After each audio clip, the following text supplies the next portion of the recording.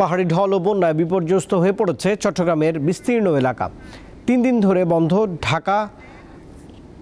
ধরে বন্ধ রয়েছে চট্টগ্রাম কক্সবাজার এবং চট্টগ্রাম বান্দরবান সড়ক।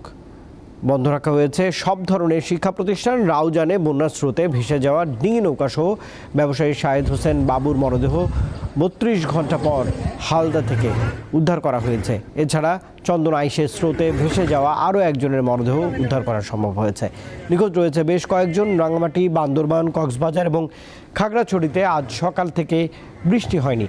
কোথাও কোথাও হালকা রোদ উঠেছে, কিন্তু এখনও বিদ্যুৎ বিচ্ছিন্ন অবস্থায় রয়েছে বান্দরবান সদর সহ জেলার বেশ কয়েকটি এলাকা। এদিকে পটুয়াখালীতে আজও মুষলধারে বৃষ্টিপাত হচ্ছে।